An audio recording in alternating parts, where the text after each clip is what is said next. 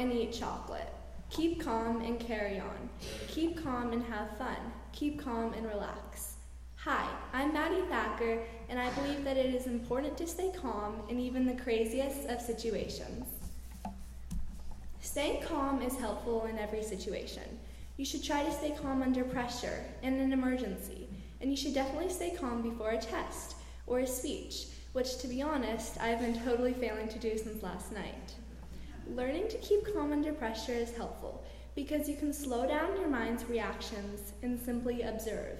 If you stay focused on the present moment and what's actually happening, rather than your worries or fears, you are more likely to triumph. For example, if you're in a play, focus on what you're about to do and how well you're going to do it, and you'll complete it 10 times better than if you focus on all the bad things that could happen. In a more serious situation, like an emergency, staying calm gives you time to think and plan your best course of action. About a month ago, I injured my knee. It wasn't a big injury that required surgery or an overnight stay in the hospital, but it was still pretty scary. It was a Monday night. I had just come home from basketball practice and eaten dinner. I went upstairs to finish my homework, and I sat down on the side of my bed. As I sat down, my patella, which is your kneecap, dislocated. My tendons were really loose, and it just slid out of place, causing a sharp and terrible pain. My mom called her neighbor, who is a doctor, and she came over. The doctor was not able to pop my kneecap back in place because my leg was bent, so every time she tried to fix it, I was in excruciating pain. So we called 911. The ambulance arrived, and the paramedics gave me an IV, then put my knee in an air cast and drove me to the hospital. The pain was so bad I was given morphine, and only then were they able to rotate my leg in such a way that they could put my patella back into place. After that, I was given a knee brace and crutches, which some of you noticed I failed to use. During this situation, I knew that it was important to appear calm, but even though I seemed calm on the outside, I was panicking internally. I couldn't move. I couldn't even get myself to look down at my weirdly misshapen knee, so I had no idea what was happening to my leg. But superficially, I appeared totally calm. At the hospital, pretending to be relaxed wasn't enough. The doctor told me that in order for them to put my kneecap back into place, I had to be truly calm and relaxed, inside and out, or else it would be impossible to rotate my leg. I tried and tried to be calm, but I couldn't relax. No matter how hard I tried to block it out of my mind, I could not stop shaking. Finally, I succeeded.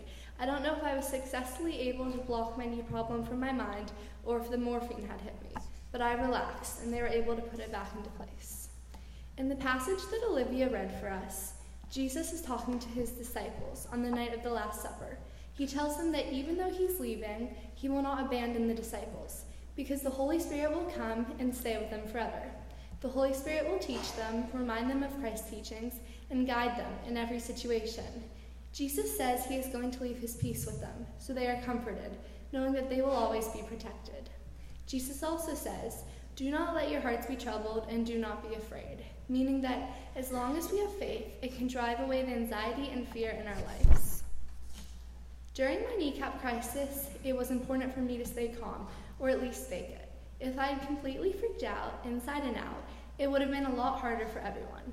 Now that I have been through this scary but not life-threatening situation, I think I will be able to remain even more calm in an emergency.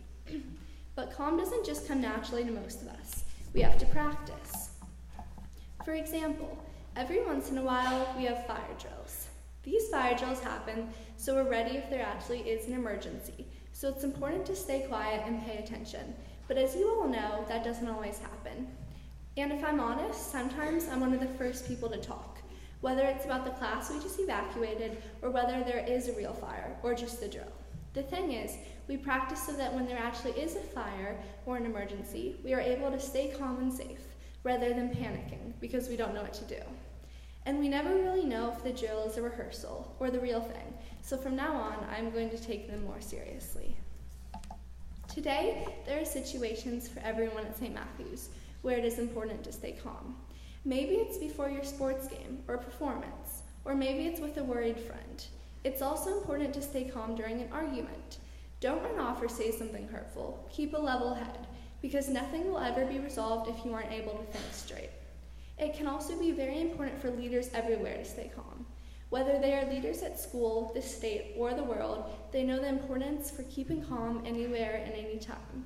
Being able to keep calm is an important step to us becoming leaders, because we will be someday, and we are now. This Friday, in only 4 days, some of the 8th graders are going to be hearing back from high schools. As a class, we have all been practicing staying calm as this day approaches, because freaking out isn't going to help Friday come any faster. So whether it's Friday morning or right now, if we stay calm throughout this week and all our challenges, then we can get through anything. So in closing, I encourage you to practice staying calm. Keep calm and carry on, and by doing so, you might help others too. Thank you.